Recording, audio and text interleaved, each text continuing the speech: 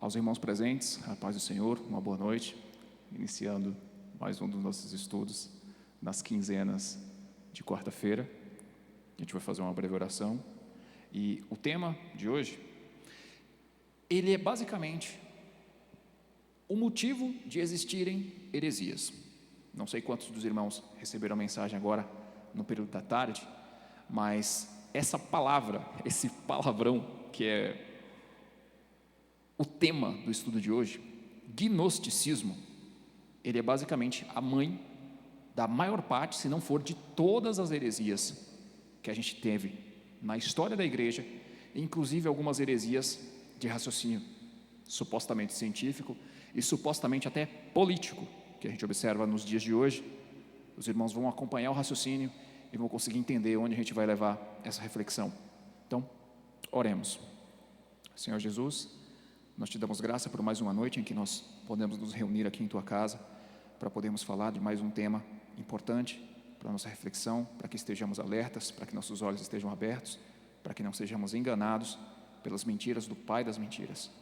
Em nome de Jesus, que tu possa iluminar a mente de cada um de nós, que nós possamos aprender, carregar conosco, defender nossa fé e auxiliar nossos irmãos mais fracos. Em nome de Jesus. Amém.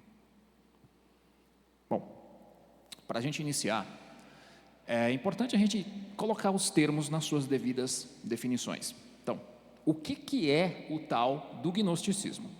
Gnosticismo é uma palavra muito genérica para designar uma série de heresias que tem como ponto fundamental, ou como a gente chama na filosofia, de ponto arquimédico. Arquimédico vem de Arquimedes, aquele cara das alavancas. Você coloca um ponto de apoio e você consegue empurrar um peso maior do que você aguentaria sem a alavanca, Então, o ponto arquimédico da maior parte das heresias conhecidas é esse tal de gnosticismo, que é basicamente a afirmação de que existe um conhecimento essencial para a salvação, que só uma elite pode alcançar, e que esse conhecimento não está dado nem nas Escrituras, nem no ensino dos apóstolos.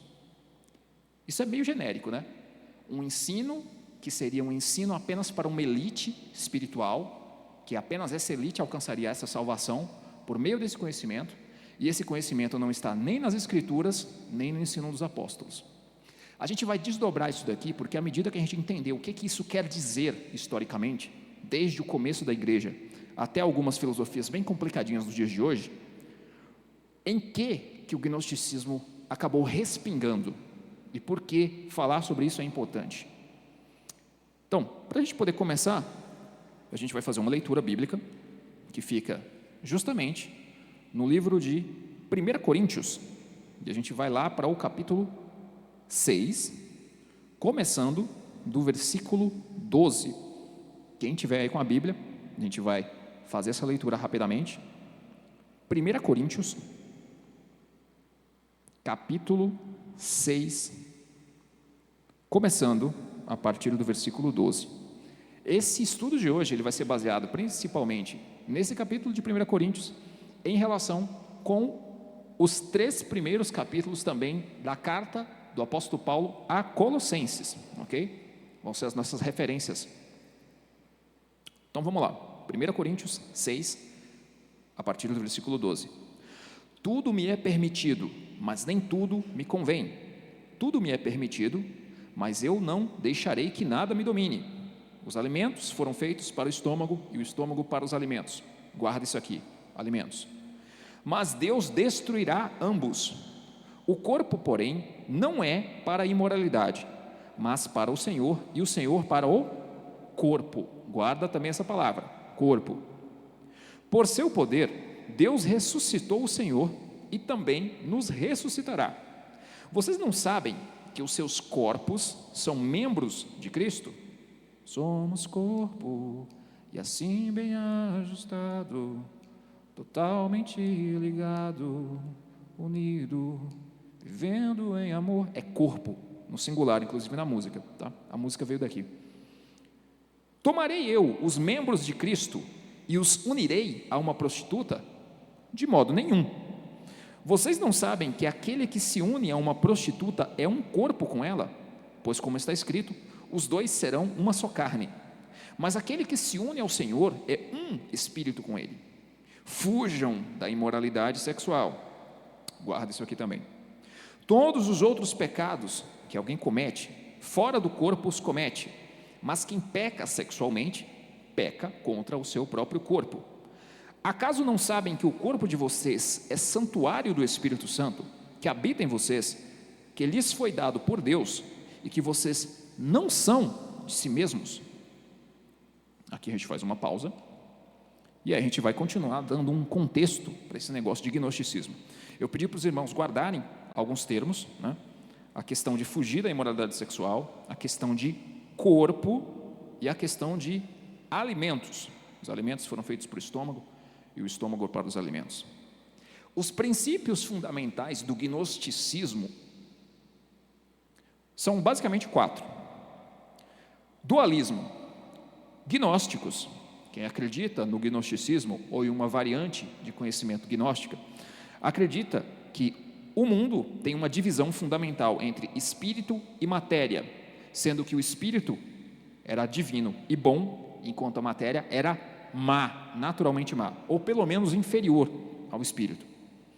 Eles afirmam, como a gente já disse, na definição do que é gnosticismo, que vem de gnose. Gnose significa conhecimento em grego.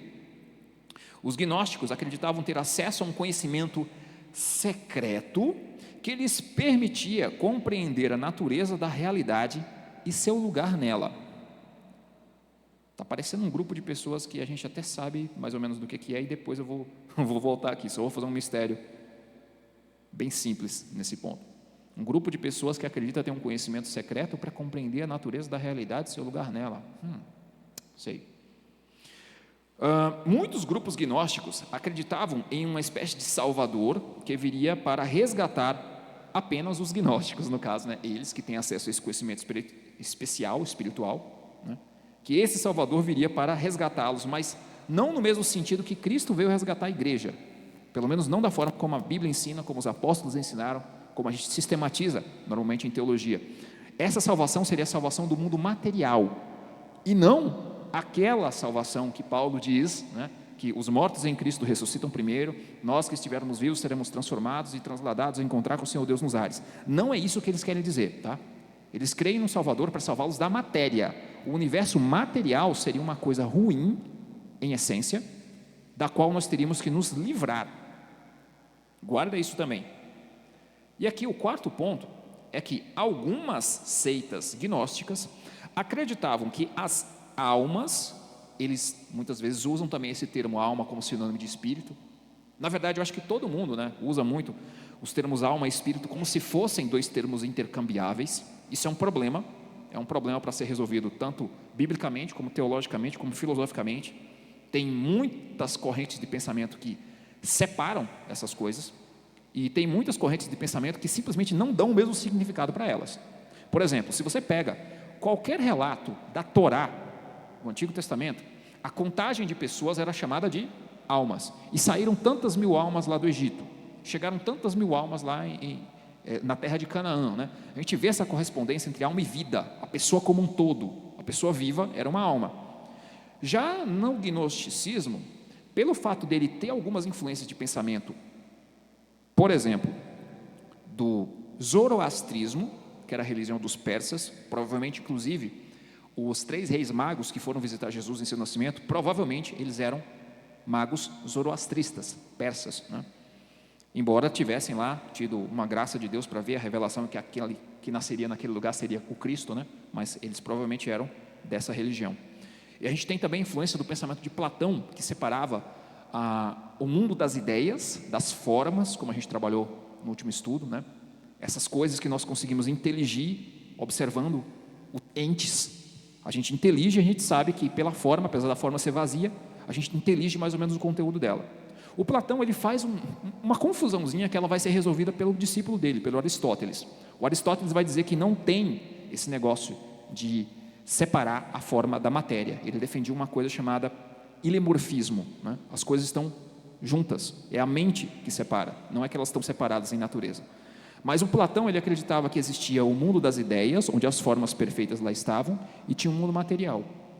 Então, essa coisinha do Platão ela não é exclusiva dele, tá? Ela aparece em outras épocas, em outros tempos, em outros lugares, em outras religiões, sobre formas diferentes.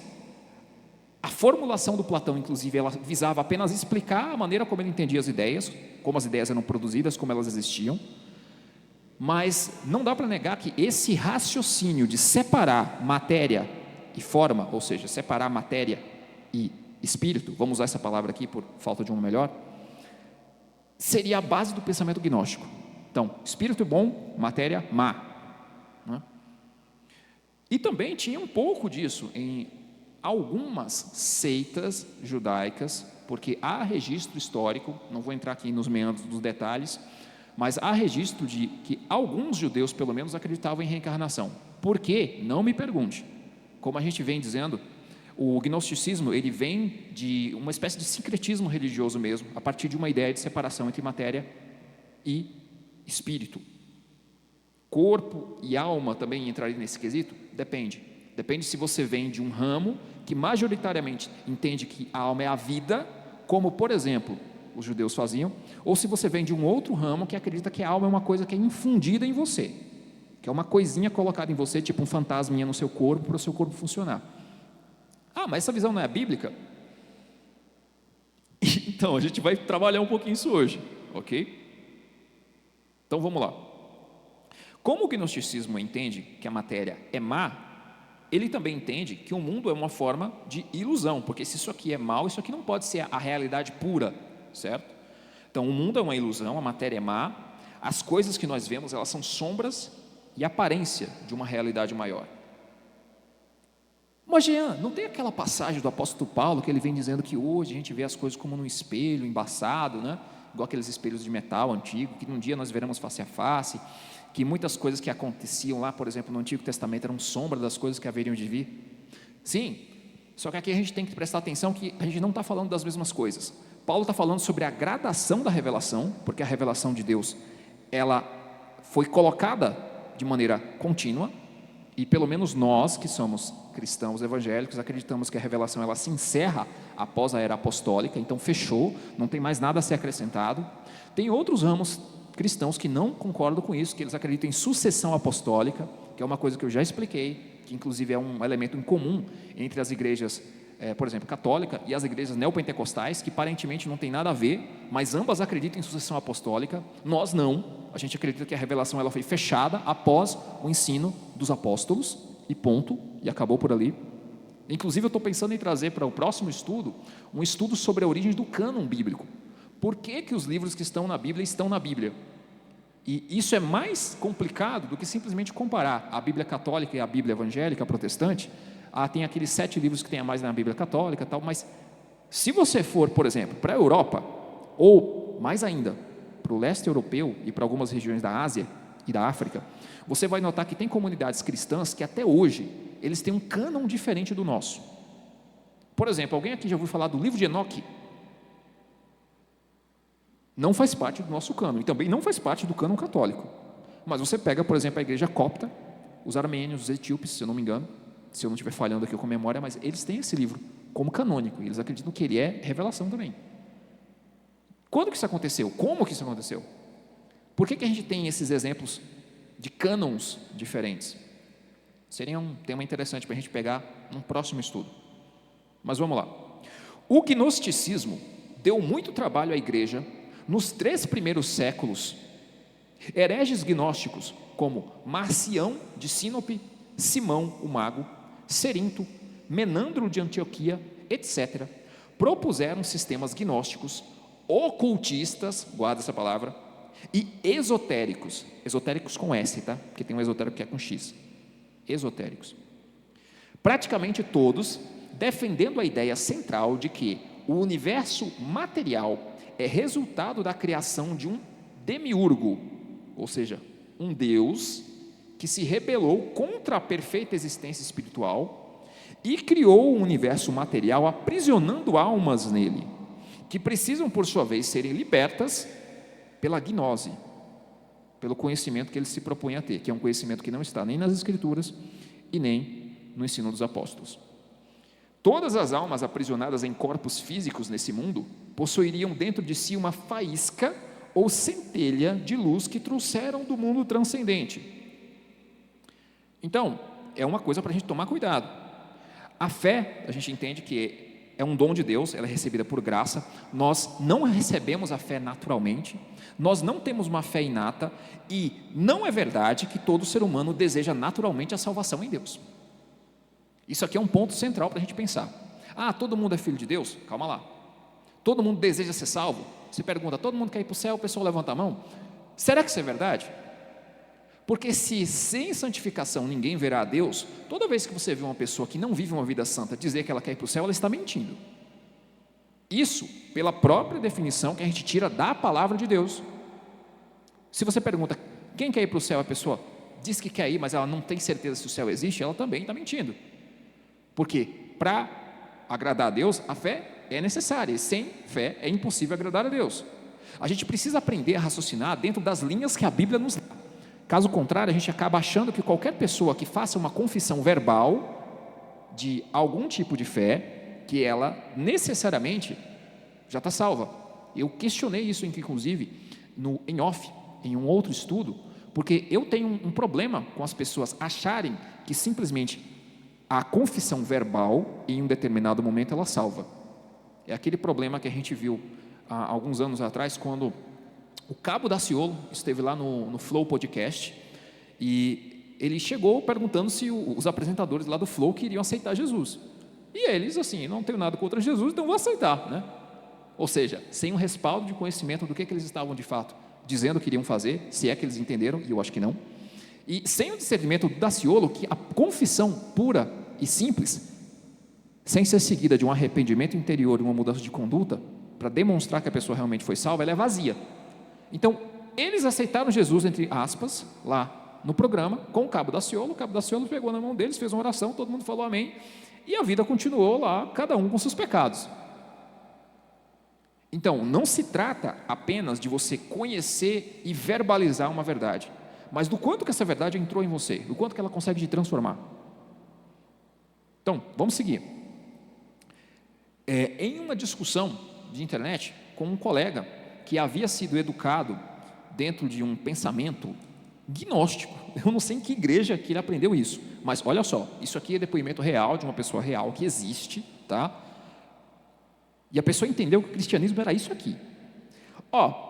Palavras dele. Para quem estuda o cristianismo, sabe que é óbvio, pois para irmos para a salvação eterna, temos que matar nosso corpo, que é impuro e está em contato com o mundo físico, ficando apenas com alma e espírito. Óbvio também para quem estuda o cristianismo. Então, uma pessoa, em um determinado momento, ela entrou numa discussão, num ambiente lá online, junto comigo e com outros colegas de filosofia, e ele trouxe isso daqui como sendo aquilo que ele entendia como cristianismo.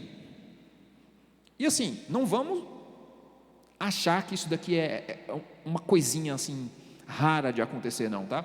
Vai no YouTube uma hora e você pode ir num canal de games.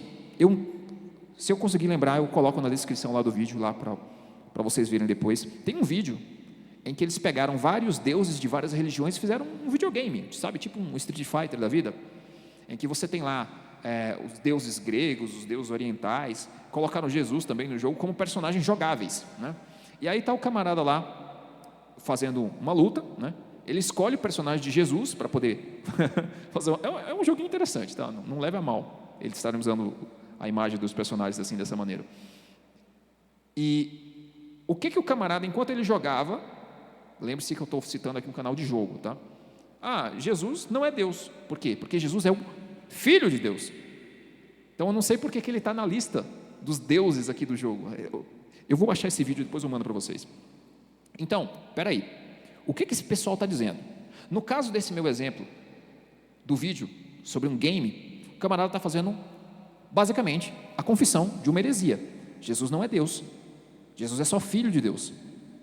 Então ele não é consubstancial com Deus Pai, ele não é divino da mesma maneira que Deus Pai, e portanto, e aqui é um argumento teológico bem pesado, como é que ele, sendo criatura, poderia salvar outras criaturas, se pelo menos potencialmente ele seria sujeito aos mesmos deslizes?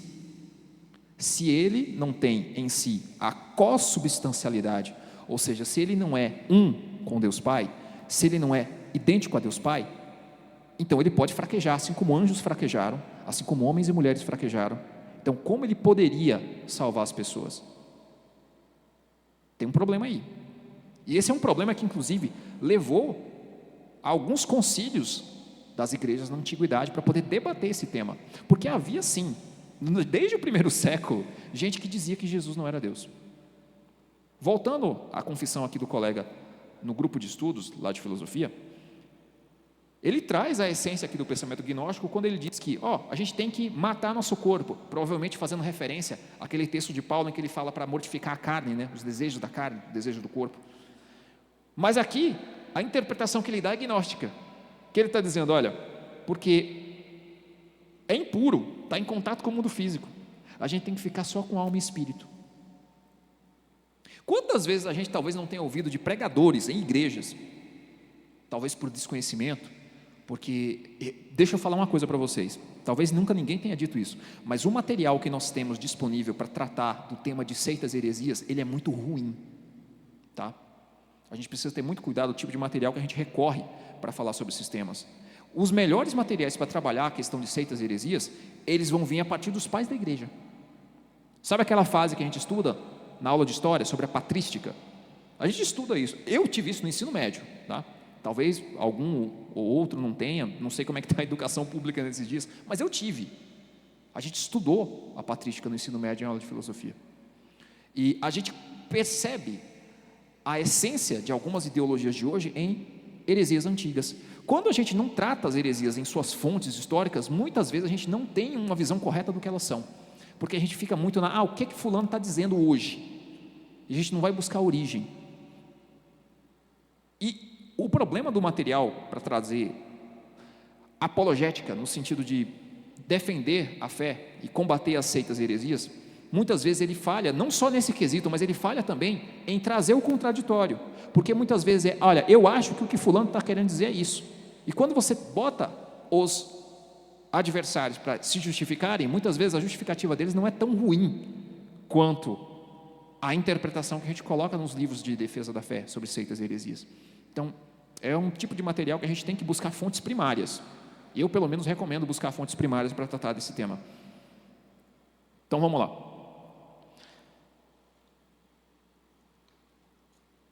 Existe uma pequena introdução de estudo no livro de Colossenses, lá na Bíblia de Estudo King James, que meu pai, por muita boa vontade, me deu de presente isso, sei lá, em 2020, né? Está lá em casa, está sendo bem usada, graças a Deus. Minha esposa ama, inclusive, muito obrigado. Se eu não agradeci na época, eu estou agradecendo agora. E nessa Bíblia de Estudo King James, no livro de Colossenses, tem uma nota sobre o contexto histórico em que Paulo ele começa a tratar das heresias da igreja de Colossos. E ele delineia algumas coisas parecidas e outras um pouco divergentes da questão que ele estava trabalhando lá em 1 Coríntios, que a gente leu no princípio. Então vamos lá, vamos dar um contexto aqui de Colossenses. Os pais apostólicos defendiam a autoria de Paulo ao livro de Colossenses abertamente. Agora, olha o nome dos livros em que os pais apostólicos, os bispos da época da patrística, defenderam a autoria de Paulo a Colossenses. Olha o nome dos livros deles. Irineu, de Alexandria, no livro Contra as Heresias, defende que Paulo escreveu Colossenses. Tertuliano, Marte, em Descrição de Heresias, olha o nome do livro que o cara escreveu, ele aponta Paulo como escritor de Colossenses. Clemente de Alexandria, no livro Estromatês.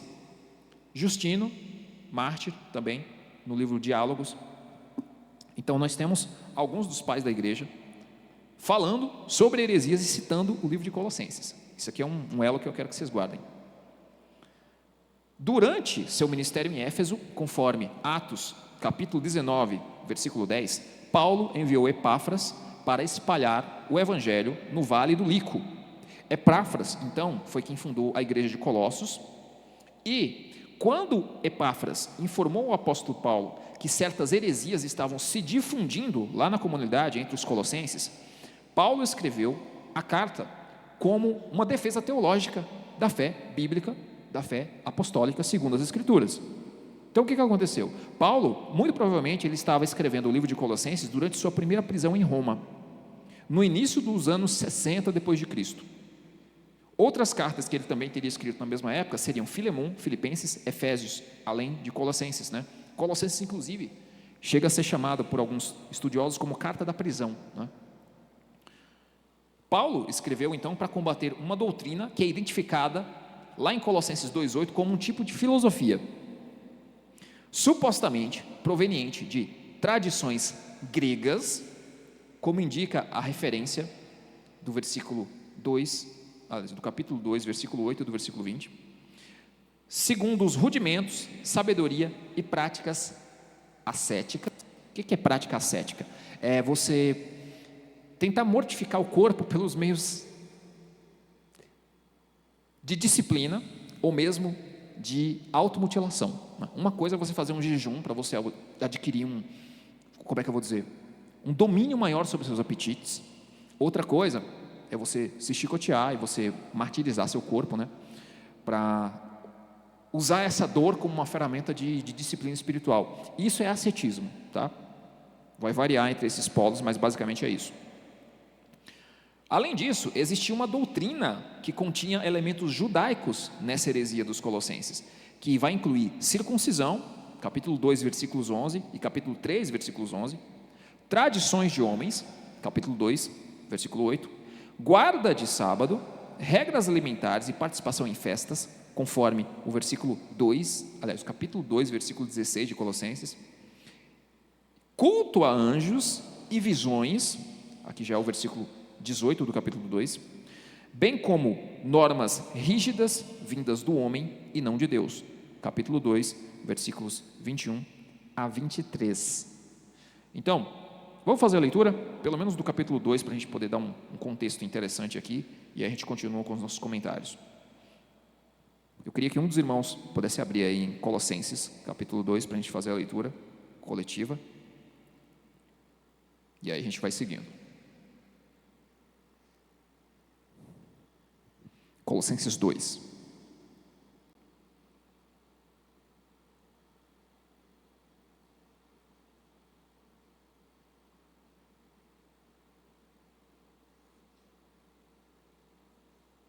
Eu anotei aqui 6 comentários de elementos de heresia que Paulo combate, e desses 6, 5 estão no capítulo 2. Vamos lá, Colossenses 2, quem encontrou? Quero que vocês saibam quanto estou lutando por vocês, pelos que estão em Laodiceia e por todos que ainda não me conhecem pessoalmente.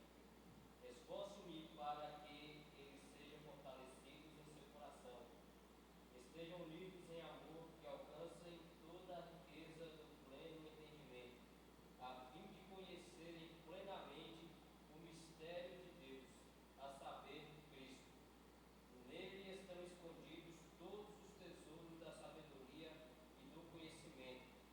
Eu digo isso para que ninguém os engane com argumentos que só parecem convincentes, porque, embora esteja fisicamente longe de vocês, em espírito estou presente e me alegro em ver como estão vivendo em ordem e como está firme a fé que vocês têm em Cristo.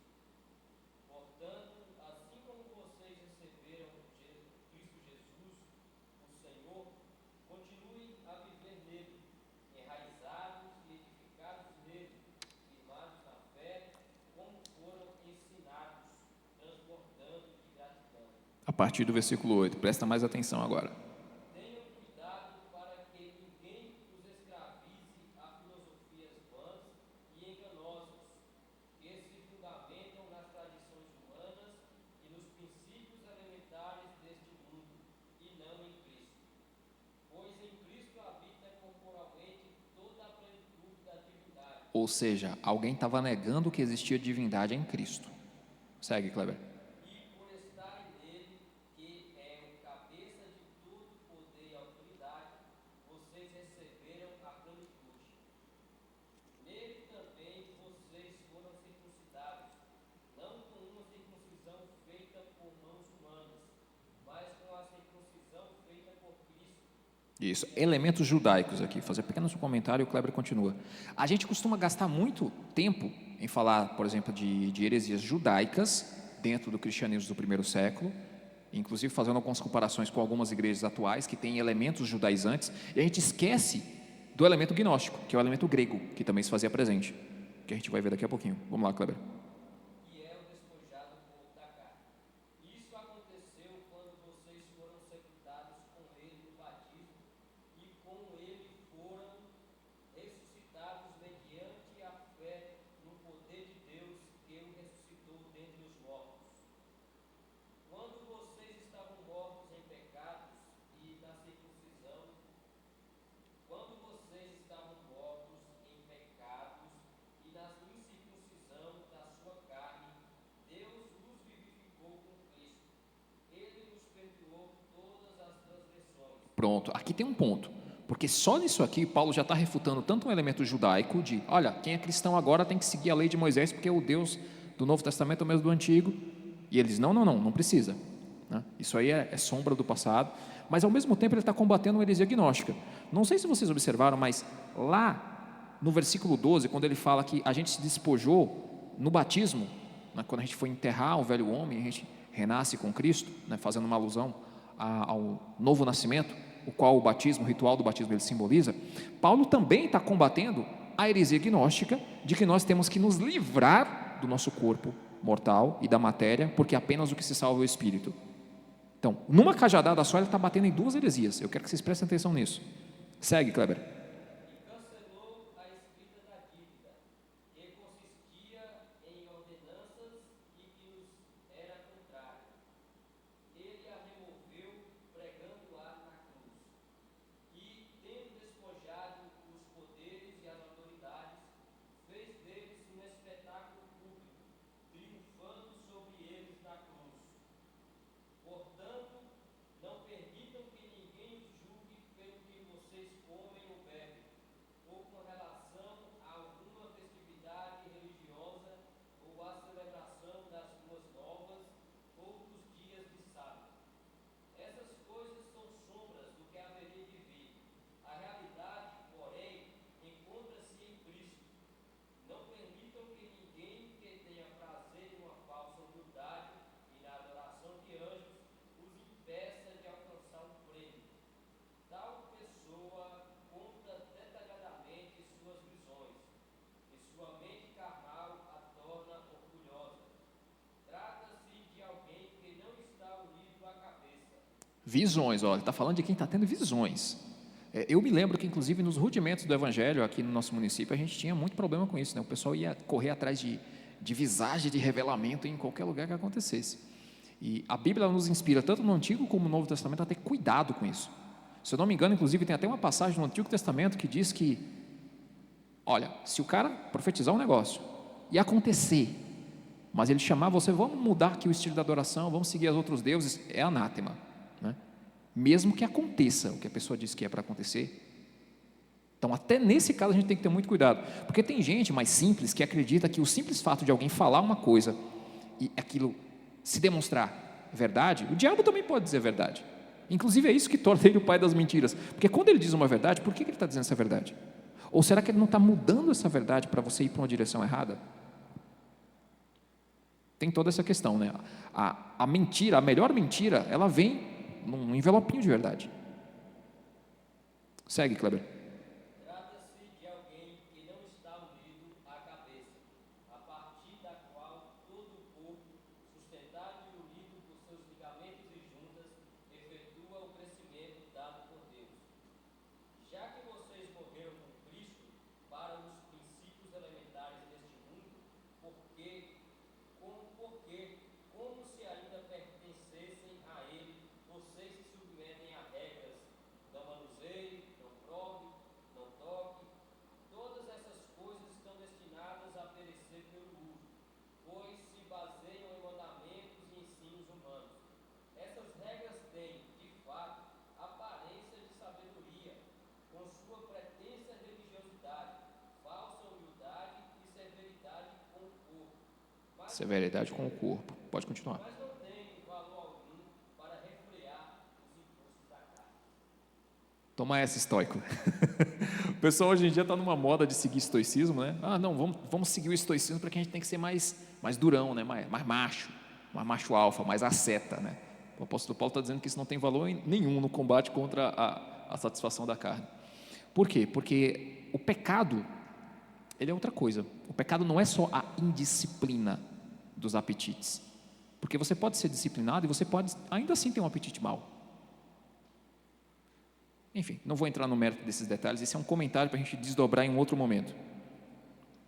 Então, ainda tem aqui um trecho de Colossenses que eu quero ler para vocês, que é no capítulo 1, dos versículos 15 ao 20, para a gente dar um pouquinho mais de contexto, em que o apóstolo Paulo está dizendo o seguinte: o qual é a imagem do Deus invisível, o primogênito de toda a criação, falando de Cristo, porque nele foram criadas todas as coisas, no céu e na terra, as visíveis e as invisíveis, sejam tronos, sejam dominações, sejam principados, sejam potestades, tudo foi criado por ele e para ele.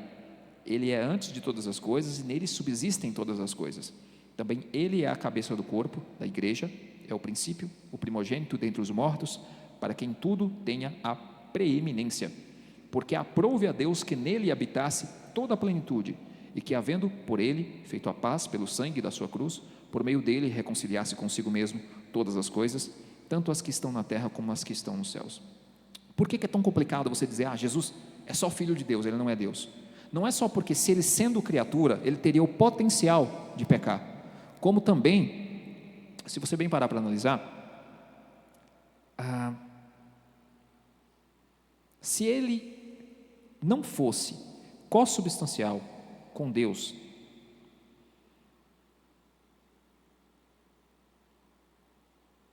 como é que a gente poderia, por exemplo, fazer oração para Cristo?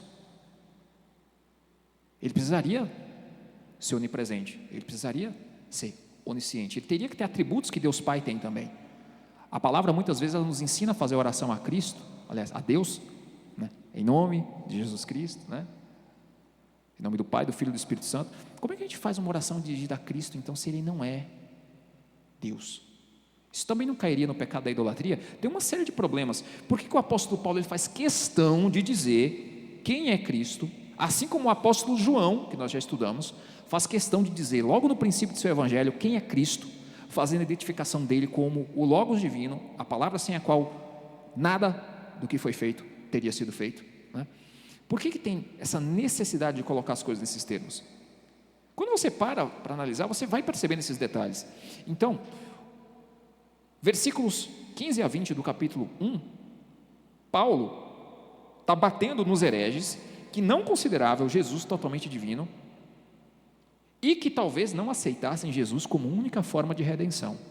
Pensa comigo, se Jesus tivesse a capacidade de pecar, porque ele não seria cossubstancial com Deus, então ele, por alguma forma, conseguindo viver retamente, ele não precisaria nos salvar. Nós é que teríamos que imitar o exemplo moral dele e nós conseguiríamos nos salvar por mérito. Esse é um dos problemas de você dizer que Jesus Cristo não é Deus, porque você coloca nas costas dos indivíduos a capacidade de salvação. Se Jesus conseguiu, eu também consigo. Inclusive, isso foi uma das heresias que aconteceu lá no primeiro século, que o próprio apóstolo Paulo já combatia nessas cartas, de 1 Coríntios, no capítulo 6, como a gente disse, e na carta de Colossenses. Vocês estão entendendo onde é que o negócio leva? Se você não entender aonde as consequências desse raciocínio errado vão levar, se você não entender quais são as sementes que estão dentro desse raciocínio errado, você não entende por que a gente chama isso de heresia. É por isso que eu digo que muito do material que a gente trabalha, heresias, pelo menos aqui no Brasil, ele é fraco, ele não dá conta desse recado. Por isso que eu recomendo às pessoas a irem para fontes primárias. Então, os colossenses foram avisados a ter cuidado com filosofias que não fossem fundamentadas em Cristo, lá no versículo 8 do capítulo 2, ele fala da questão das tradições, da circuncisão, de observar festas e leis alimentares, que é uma coisa que a gente dá muito enfoque, e a gente não dá tanto enfoque a, por exemplo, versículos 8 e 18 do capítulo 2, onde fala que esses falsos mestres, eles encorajavam a adoração de anjos e espíritos inferiores. Isso aqui parece uma religião que eu conheço. Espíritos inferiores, mesa branca. Tem uma galera que tem até no episódio do Chaves, né? A dona Clotilde, ela chega na casa do seu Madruga, vamos fazer uma sessão espírita, né? Quer assistir esse episódio? É bem legal, inclusive. Tem essa questão do ascetismo, né, de você castigar o corpo em prol de uma disciplina espiritual, que é tratada dos versículos 20 a 23 do capítulo 2. E por último, esses falsos mestres diziam que tinham um discernimento espiritual especial, com revelações especiais. Por que que nós, enquanto cristãos, protestantes, evangélicos, nós não acreditamos em sucessão apostólica? Porque sucessão apostólica dá margem para isso aqui, para nova revelação. Se tem nova revelação, qual é a diferença de você ter uma nova revelação e de Deus se revelar gradualmente ao longo do tempo? A resposta é Cristo. Porque se em Cristo é a plenitude de todas as coisas, Cristo é o primogênito dos mortos, Cristo é o Logos encarnado, a revelação acaba nele. E por que nós levamos tanto em consideração a palavra dos apóstolos? Porque os apóstolos falavam de Cristo, eles foram testemunhas oculares, eles viram Cristo, vivo, morto, vivo de novo. E no caso do apóstolo Paulo, já viu Cristo ressuscitado, apesar de provavelmente não tê-lo visto com os próprios olhos enquanto antes da crucificação. E isso inclusive é um motivo de Paulo se considerar menor entre os apóstolos, apesar de ele mesmo dizer que ele trabalhava mais do que os outros apóstolos, né? Porque os outros eles conviveram com Jesus nesses dois períodos, né? Antes e depois da crucificação. O apóstolo Paulo só teria tido essa visão dele ressuscitado. Mas qual que é o ponto então da autoridade dos apóstolos? A autoridade dos apóstolos é Cristo. E qual que é a autoridade de Cristo? A autoridade de Cristo é os mandamentos de Deus que ele encarnou e cumpriu. Então não tem mais o que revelar, não tem mais o que acrescentar, não tem mais o anjo me disse, igual acontece com os mormons, por exemplo, não tem mais a nova profecia que saiu aí, que vai acontecer não sei o que, né? Que isso você tem os profetas de algumas comunidades religiosas, alguns já mortos, outros que aparecem de vez em quando aí no YouTube, e o pessoal ouve, não, a profecia assim, calma gente, calma com esse negócio, devagar, eu vou usar um ditado católico aqui, tá? Devagar com andou que o santo é de barro. O pessoal se apressa demais para acreditar em coisas que a Bíblia recomenda cautela. Então a gente tem que saber qual é que é a origem da nossa fé, dos fundamentos da nossa fé. Seguindo, se por um lado havia essas vertentes gnósticas, né, liberais, e aqui eu vou até destacar um versículo para vocês, de quando a gente fez a leitura de 1 Coríntios 6,19, esse aqui muita gente sabe de cor e salteado. 1 Coríntios 6,19, acaso não sabem que o corpo de vocês é santuário do Espírito Santo, que habita em vocês, que lhes foi dado por Deus e que vocês não são de si mesmos? Né? Isso daqui ele diz depois de dizer fugir da imoralidade sexual. Por que isso é importante? Porque a gente viu, e a gente fez um comentário agora, dos ascetas, né, do ascetismo, dos gnósticos que acreditavam que o conhecimento para a libertação ele dependia também de uma disciplina da carne. Fiz até uma piada com os estoicos por causa disso. Mas tinha gnosticismo, vamos dizer assim, de direita e de esquerda, né? Tinha o gnosticismo mais liberal, no sentido de permitir tudo e qualquer imoralidade sexual, porque o corpo não importava, já que você tinha que se libertar da matéria, seu espírito era livre, então não importa o que você faça. Tu já viu algum crente chegar aqui e dizer, não importa o que eu faço lá no mundo, porque meu coração é de Deus, eu estou salvo? A gente vê isso em algumas pessoas que gostam de ir a algumas festas questionáveis, né? Tem um comportamento questionável, e a gente vê isso também em pessoas que, às vezes, alguns desigrejados, né?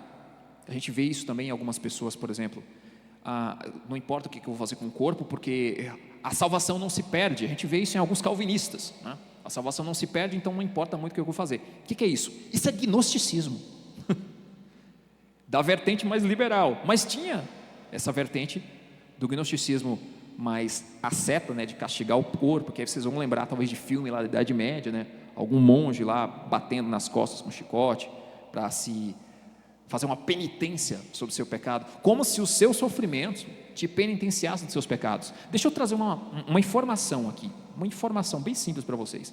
O seu sofrimento não te redime dos seus pecados. A gente viu no estudo sobre a martiologia, na visão de Kierkegaard, que todo homem é, ao mesmo tempo, ele e Adão. Toda mulher é em si, né? Ela é ela, mas ela é Eva também, em certo sentido. Porque o pecado deles, ele também é o nosso pecado. Nós não teríamos decisão diferente da de Adão e Eva. A grande questão do Gênesis, que é muito mal interpretada, é que o pecado de Adão e Eva é uma falha moral que muda a estrutura da natureza, ela muda a estrutura da realidade. cardos, abrolhos, dores, inimizade com os animais, tudo começou lá. Uma atitude moral alterando o universo físico. Guarda essa informação. Então, qual que é o ponto aqui? O ponto é que o seu sofrimento, ele não te redime, porque para o seu sofrimento te redimir, ele teria que redimir o sofrimento de todos os outros. Então, todo o mal que a humanidade fez teria que recair sobre o seu sofrimento, e você teria que aguentá-lo perfeitamente e sem pecado para poder adquirir o dom da salvação para as outras pessoas. Vocês estão entendendo por que o sofrimento da gente não redime pecado? Porque não adianta você se martirizar com penitência. A gente sim estimula muitas vezes, em algumas situações, a pessoa a fazer jejum e campanha de oração com a finalidade de autoaperfeiçoamento espiritual ou orar por alguma causa comum da igreja, né? Mas isso necessariamente não produz salvação. Isso necessariamente não produz redenção. Isso necessariamente não produz remissão de pecados. Por que o sofrimento de Cristo é diferente? Porque Ele sofreu no lugar de todos nós. Paulo identifica ele diversas vezes como segundo Adão por um motivo muito claro. Ele, sendo perfeito, sofreu uma morte injusta, carregando o sofrimento, carregando as injustiças que todos nós cometemos. A gente não consegue fazer isso. Por que Cristo consegue fazer isso? Porque Ele é Deus, tendo em si a mesma substância de Deus Pai. Ele tem condição de suportar esse pecado na sua culpa nossa, melhor dizendo, né? Então vamos seguindo. Existiu o gnosticismo em outras fases, não só no primeiro século. Existiu o gnosticismo, por exemplo, na Idade Média, no século XIII, num grupo que se denominava cristão, né? Seriam os cátaros, um tipo de cristianismo gnóstico, né? Uma mistureba, na verdade, um sincretismo. Guarda isso aqui, porque normalmente sincretismo não é uma coisa que funciona muito bem. Eu até entendo que você consegue tirar verdades de muitos ambientes e você usar essas verdades. Eu mesmo faço isso no exercício da minha profissão e da minha vida pessoal, mas uma coisa é você enxergar verdades comuns da graça comum em outras pessoas, em outras épocas, em outras religiões, em filósofos, e outra coisa é você acreditar que essa graça comum é revelação, porque não é. A revelação de quem é Deus, do que Deus quer de nós, de qual é o plano da salvação, está em outro nível, é um outro tipo de conhecimento. Então, os cátaros, ao fazer esse sincretismo religioso, eles eram tão ascetas, mas tão ascetas, que eles ensinavam o suicídio por inanição, ou seja, o corpo, a matéria dele é má, e para o seu espírito se salvar, você tem que ficar sem comer até você morrer. Então eles faziam longos jejuns até você chegar numa situação de inanição mesmo, da morte do corpo, como um meio de alcançar a salvação.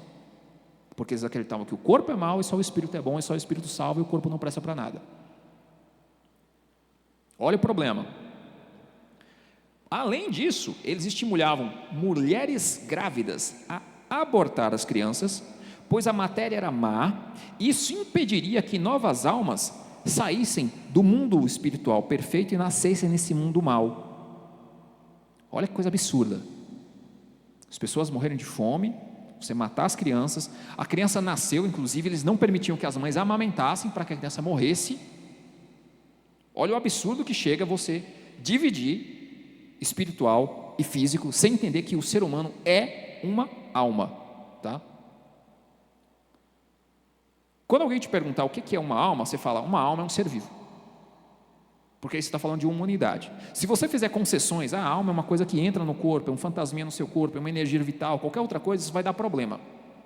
Você pode até dizer que espírito é uma energia vital, porque a Bíblia diz, olha, o espírito, né, morreu, aí o sopro de vida, ele volta para Deus, de onde ele veio, faz algum sentido, mas a alma não. A alma é uma unidade, a alma é um fenômeno, a alma não é uma coisa. Eu entendo que tem grupos cristãos que ensinam diferente, mas eles estão dando margem para gnosticismo. Sabe o fantasminha da máquina? Você morreu, aí sai uma coisinha de você, sai um Gasparzinho e vai para algum lugar. Isso é complicado. Não estou dizendo que depois da morte não vem juízo não, viu, irmãos? Porque vem. Mas o juízo que a Bíblia ensina é aquele que está lá em Apocalipse. E esse juízo, inclusive, a igreja ela não participa, porque a igreja é salva. Eu não sei se vocês já pararam para pensar nisso. A gente que morre em Cristo, qual é o ensinamento bíblico tradicional, ortodoxo, desde sempre? Os mortos em Cristo ressuscitam primeiro, nós que estamos vivos somos ressuscitados, encontramos com Cristo na glória. Depois disso, o que acontece? Depois disso tem a questão de milênio, que alguns interpretam de um jeito, outros interpretam de outro. A gente já falou sobre isso no estudo de Apocalipse, antes da gente fazer as gravações dos estudos, inclusive. E depois disso, trono de Deus, julgamento dos ímpios, segunda ressurreição. Independente de qual tipo de interpretação você vai dar para Daniel e para Apocalipse, a ordem dos fatos é essa. A ordem, conforme foi mostrada na Bíblia, conforme está sistematizada pela teologia desde muito cedo no cristianismo, é essa. Então, você fazer concessões de separação de matéria é ruim, espírito é bom, cuidado. O gnosticismo, ele é apontado por alguns estudiosos como sendo o pano de fundo comum de todo misticismo ocultismo, tá? Todo paganismo, todo panteísmo, toda crença em magia e, valha-nos Deus, até da teoria geral da evolução. Como é que é? Teoria da evolução? Não, beleza. Paganismo eu entendo, misticismo, ocultismo, magia, isso aí eu entendo, mas teoria da evolução? Calma que a gente chega lá. Lembra que eu disse que tinha vertentes do gnosticismo? Então a gente falou de duas. Uma que era liberal demais, na questão da licenciosidade sexual, que inclusive combina muito com a galera de hoje em dia. Outra da galera abortista, da galera que você tinha que morrer porque o corpo era mau. Um dizia, o corpo não importa, faz o que quiser que tudo é da lei. Outro dizia, o corpo não importa, mas ele é podre, então mata teu corpo, então mata as crianças. Parecido com algumas correntes políticas que a gente tem hoje, né? Mas tinha gnosticismo entre esses dois polos? Tinha um tipo de gnosticismo que acreditava que o conhecimento da gnose, lembra que o elemento básico do gnosticismo é acreditar num conhecimento que salva apenas uns poucos eleitos e que ele não é o conhecimento bíblico e ele também não é o testemunho dos apóstolos. Esse conhecimento extra, né, ele também tinha uma vertente que dizia, olha, se você tiver esse conhecimento, essa gnose, você vai evoluir, você vai transcender a matéria. E como é que você transcende? Aí a gente vem em algumas seitas gnósticas que eram reencarnacionistas. Eu não sei nem se esse seria o termo mais apropriado, porque reencarnação é um negócio que foi cunhado pelo Allan Kardec, né? Tem um outro termo mais antigo, que eu acho que é reminiscência, não vou apontar aqui com certeza, depois eu coloco nos comentários do vídeo, que era a crença antiga de outras religiões, que você encontra desde o Oriente até os antigos gregos, até os egípcios inclusive, de que a alma, ela migrava, transmigração das almas, que a alma, ela existia no mundo perfeito, ela era eterna, e ela encarnava várias vezes em vários seres. Aí vai ter a galera que dizia que você também pode encarnar numa planta, num animal, numa pedra, enfim, e você vai virando outra pessoa ou um ser vivo. E tem aquela vertente que diz, não, você só vai ser pessoa, ou então se você virar um animal é porque você foi muito mal, né? E você tem que pagar pelos seus pecados, e aí você vai reencarnando. Os budistas, inclusive, chamam isso da roda do samsara, né? É aquele negócio que, quem estudou um pouquinho de budismo, sabe que o Buda, ele queria quebrar a roda do samsara. A ideia do Buda era a seguinte, beleza, a gente está reencarnando e voltando para esse mundo de sofrimento, se eu parar de desejar, eu paro de sofrer? Aí tem uma ideia que é até interessante. Aí ele pensava, mas como é que eu faço para parar de reencarnar então? Eu não quero ficar voltando aqui nesse negócio para sofrer de novo. Tem um jeito de quebrar esse negócio? Que é o que o budismo vai chamar de nirvana, né? Que é a iluminação espiritual a ponto de você não precisar reencarnar mais. Mas voltando para a questão dos gnósticos, se a matéria tem condição de, pela sua própria natureza, se salvar através de um conhecimento da gnose e ela evoluir para o espírito, então para que eu preciso de Salvador? Logo nos primeiros estudos, quando a gente iniciou, antes inclusive de gravar os vídeos, a gente falou que tem uma árvore genealógica do cristianismo. Essa árvore genealógica, ela começa lá nas raízes do judaísmo, ela vai crescendo, ela vai criando ramos, que são igrejas de diferentes confissões, algumas cristãs, algumas heréticas, e uma dessas vertentes que está lá na imagem, está tudo lá no nosso guia de estudos, viu pessoal? Vocês podem acessar a qualquer momento. Tem o espiritismo lá, porque tem pessoas espíritas que acreditam em Jesus Cristo como uma espécie de mestre moral, alguns até acham que ele é filho de Deus mesmo, mas não Salvador, porque a salvação se dá pela iluminação espiritual, pela reencarnação, várias e várias vezes até você virar um espírito de luz. O que é isso? Gnose. gnosticismo. Então veja, um conhecimento especial que leva à salvação, uma evolução espiritual, seja através de reencarnações ou da transformação gradual da matéria ao longo do tempo. O que é a teoria da evolução? A matéria inorgânica, ela causa vida. E com o passar do tempo, tudo é progresso, tudo adianta, nada se degenera, tudo vai evoluindo. Um ser vai se transformando em outro ser, até se transformar em um ser mais evoluído, e assim vai. O pessoal da ficção científica bebe muito do evolucionismo nesse sentido. Quem lê ou quem já assistiu filme, série de ficção científica vai trazer isso muito claro na mente. Eles sempre entendem que a evolução ela é gradativa, que ela não para, e que daqui mais um tempo o ser humano ele vai ser uma coisa mais iluminada, vai ser uma coisa mais esperta, mais pacífica, mais poderosa. É basicamente o mesmo que o Espiritismo diz, só que o Espiritismo vai dizer que isso acontece no espírito, e o materialista, o evolucionista, vai dizer que essa evolução de espécies, né, ela vai acontecendo no mundo material. É como se o que o espírita chama de espírito e o que o materialista chama de matéria fossem de fato a mesma coisa. Então parecem estar dizendo coisas muito diferentes, mas não estão. É gnose do mesmo jeito. Como assim a matéria inorgânica tem capacidade de criar vida? Como assim uma espécie se transforma em outra espécie e vai evoluindo? Coisa estranha. Então é gnose. A crença numa transformação gradual ao longo do tempo, seja através da matéria, seja através de reencarnações, ela tem um princípio mesmo, que é um elemento de gnose.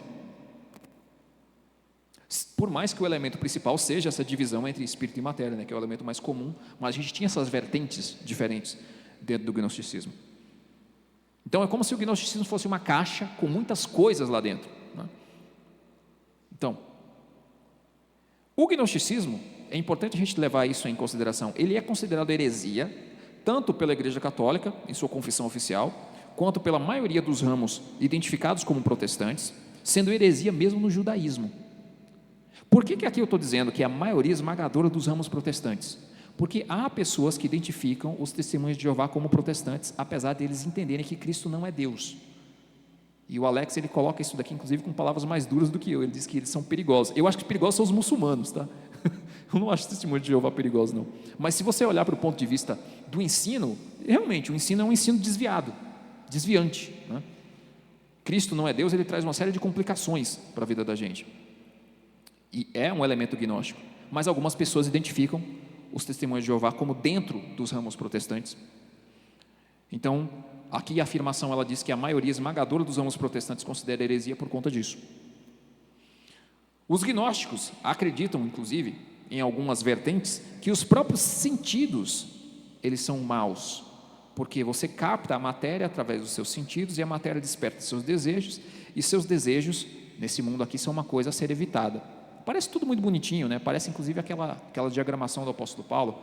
Primeiro você vê, depois vem a concupiscência dos olhos, aí você nasce o pecado do seu coração e depois você comete. Mas por que eles estão dizendo coisas diferentes?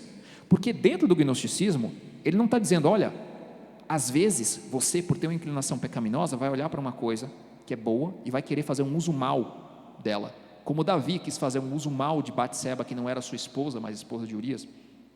O fato dela ser bela não é um pecado em si. Onde é que estava o pecado? Jesus já dizia, do coração do homem procedem todas essas iniquidades. Então do coração de Davi veio o pecado. O gnóstico já ia dizer que não, que o pecado é porque, olha, o corpo de Batseba sendo bonito era em si algo mal, porque é algo da matéria. Davi poder enxergar as coisas é algo mal em si, porque foi através da visão que ele viu Batseba. Eles iam dar todo um outro tipo de explicação, porque para o gnóstico o mal é a matéria é o mal, e só o espírito é bom, e só o espírito tem que ser salvo, e o espírito tem que ser liberto do corpo.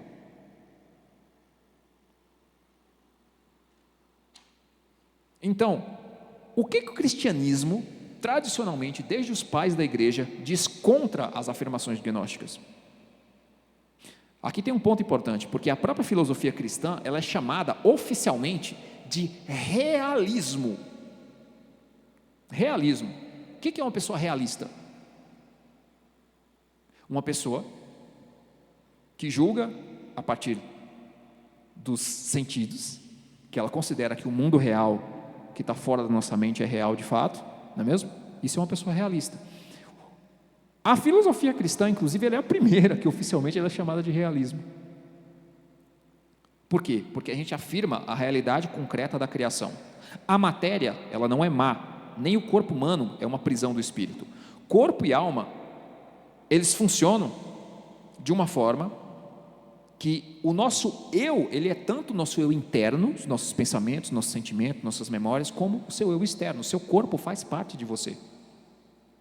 É por isso que cada pessoa é uma alma. Esse fenômeno em que você tem um mundo interno e um mundo externo, em que a gente é uma espécie de microcosmos, refletindo inclusive Deus, que é onipresente, que ele é basicamente a harmonia do cosmos, é derivada da criação inteligente dele. Então, a filosofia cristã ensina que todo conhecimento da alma ou da mente, ele começa pelos sentidos corpóreos. E que nada há no intelecto que não tenha passado primeiro pelos sentidos. Isso é realismo. Isso é o contrário do que o gnosticismo diz. Ao acreditar que as ideias são algo de um outro mundo, e que esse outro mundo ele é puro, e esse mundo aqui tem que ser, de certa forma, a gente tem que se despir dele, como quem tira uma roupa, né? Se livrar dessa carne, se livrar da matéria. Enquanto isso, reitero novamente, 1 Coríntios 6,19, o corpo é santuário do Espírito Santo. Então, no entendimento cristão, não é meu corpo, minhas regras, como algumas pessoas dizem, mas sim, o nosso corpo, corpo do cristão, tá? Não é de todo mundo, o corpo do cristão é santuário do Espírito Santo.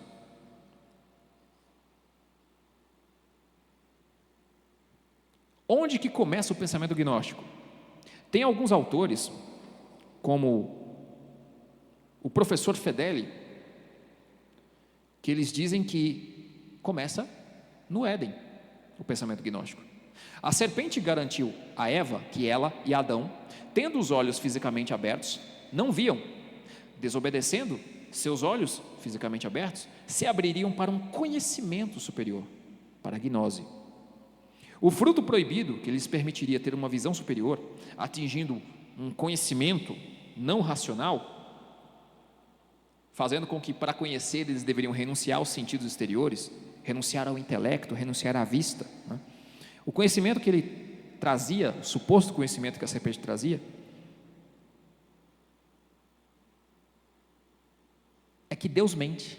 Eu não sei se vocês pararam para pensar isso. Eu achei interessante o texto aqui do professor Fedeli, porque quando a serpente diz, foi assim que Deus falou? Não pode comer de árvore nenhuma? Aí Eva responde, não, pode comer sim, só não pode comer dessa daqui, do conhecimento do bem e do mal, porque se a gente comer, a gente morre. O que a serpente fala? Certamente não morrereis. O que ele está dizendo? O pai das mentiras está dizendo, Deus mentiu. Uma estratégia política bem interessante, inclusive, para os filhos dele, porque eles acusam os outros do que eles fazem, né? Chame-os do que você é, acuse-os do que você faz. Isso é complicado. Basicamente, a ideia que o diabo estava tentando colocar na mente de Eva é que Deus mente. A gente já estudou isso aqui algumas vezes, quando a gente fez referência a São Tomás de Aquino. Deus, ele é mais do que existir. Ele é o chão sobre o qual toda a existência se firma. É por isso que falar da existência de Deus, inclusive, é um problema semântico, porque Deus, ele está além da existência. Ele é a coisa sobre a qual a existência se firma. Então, ele não pode ser falso, feio, mau. Porque senão, onde é que estaria o alicerce das coisas boas, das coisas belas, das coisas verdadeiras? Eu não sei se vocês já pararam para pensar disso, mas quando uma pessoa diz que não existe verdade absoluta, o que de fato ela está dizendo é que não existe realidade. Então você tem que perguntar para essa galera, então você está vivendo aonde, se não existe verdade? Nós vivemos na verdade. Nele nós vivemos, nós nos movemos e nós existimos. A grande mentira do diabo é que o ser seria o não ser, o ser seria o nada, o que é não é. E isso é comum a diversas ideologias. O professor Fedeli, ele coloca uma lista aqui. Os ecos do diabo na gnose.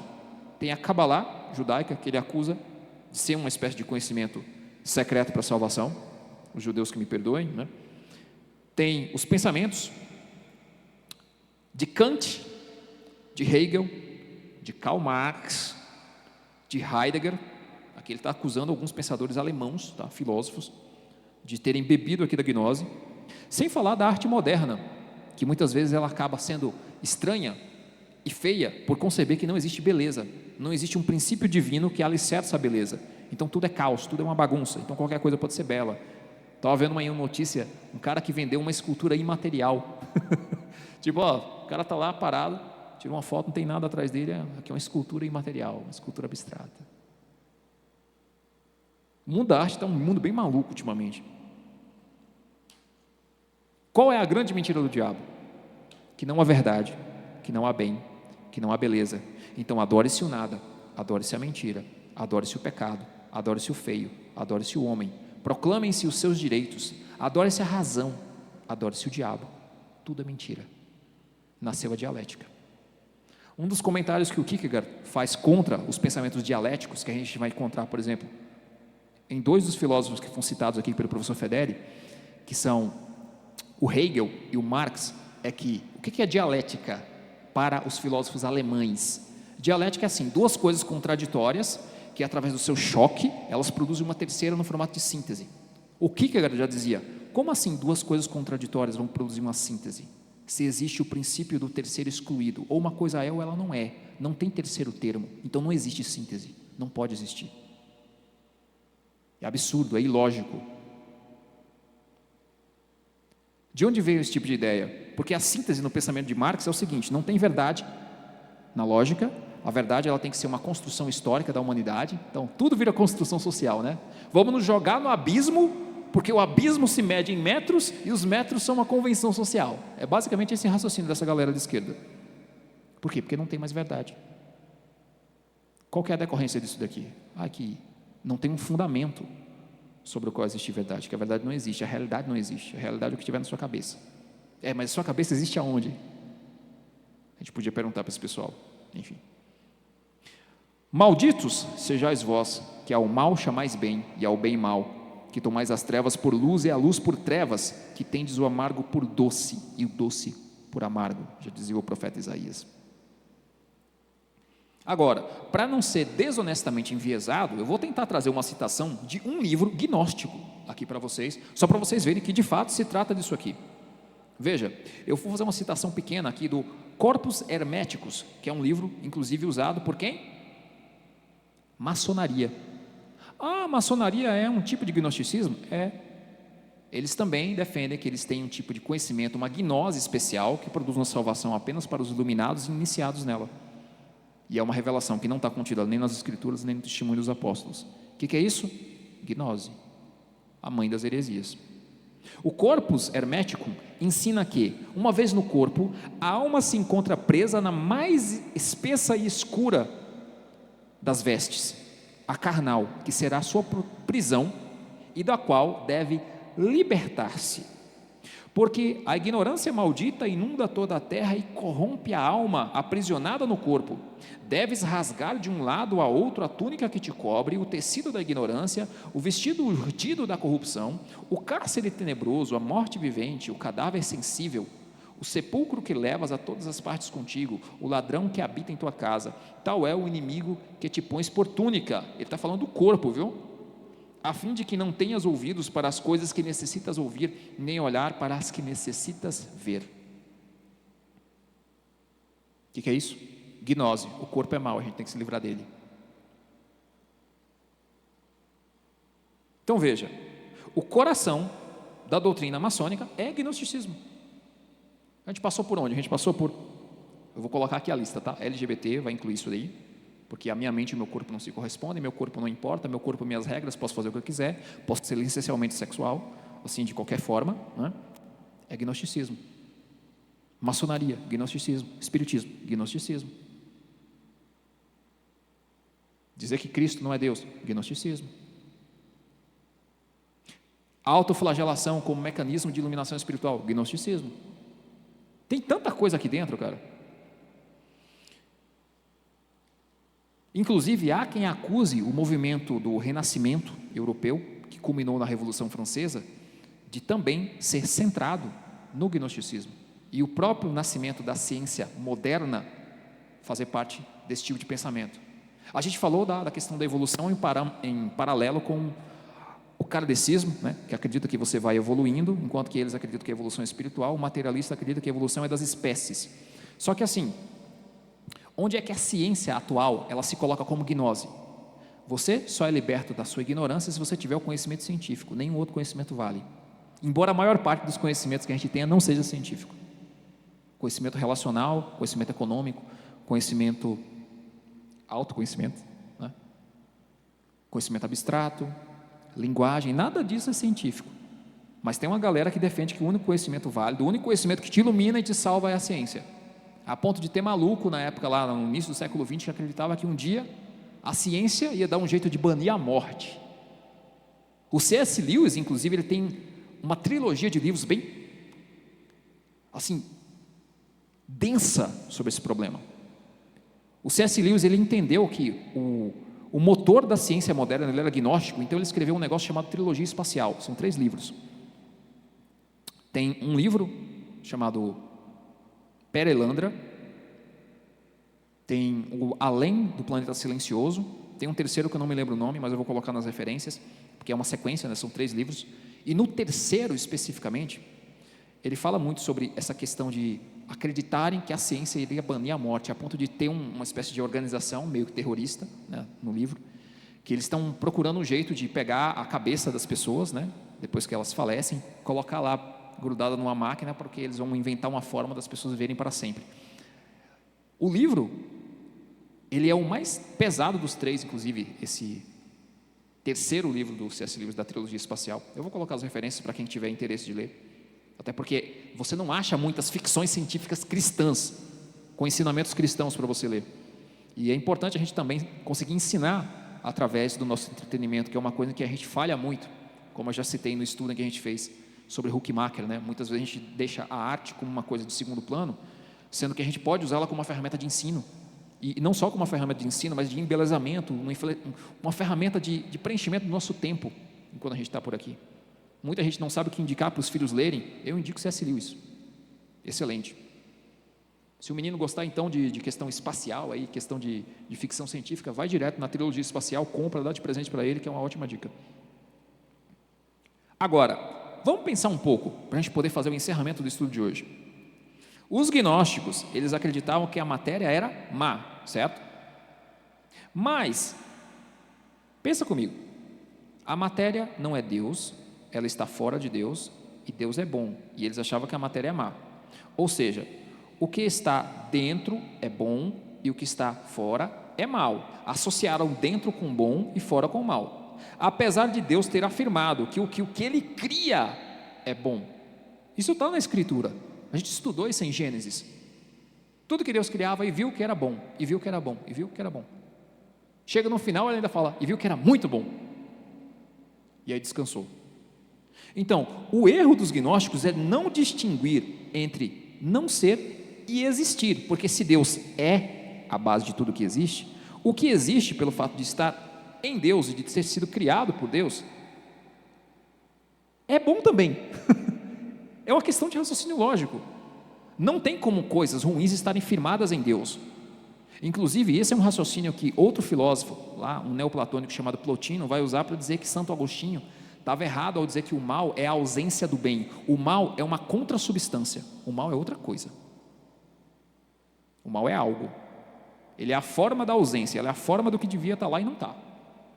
Mas ele não é simplesmente o nada, né? A ausência do bem. Ele é uma ausência muito específica. É a ausência do que devia estar ali. É o buraquinho da fechadura onde entra a chave e a chave não está lá. Não vou entrar nesses méritos aqui, tem um estudo preparado depois sobre a natureza do mal, para a gente avaliar depois. Mas a questão aqui é essa: não tem como Deus ser o fundamento de coisas ruins, porque para Deus ser o fundamento de coisas ruins, a maldade teria que estar em Deus. Pegaram? Conclusão: a visão cristã sobre matéria e corpo contrasta com as ideias gnósticas, é o contrário dela. Os gnósticos viam a matéria e o corpo como malignos e ilusórios, enquanto a filosofia cristã afirma a bondade intrínseca da criação e a importância do fenômeno, né, que é essa reunião. Deus sopra, o ruá, né, o sopro de vida, e aquele bonequinho de barro ele se torna alma vivente.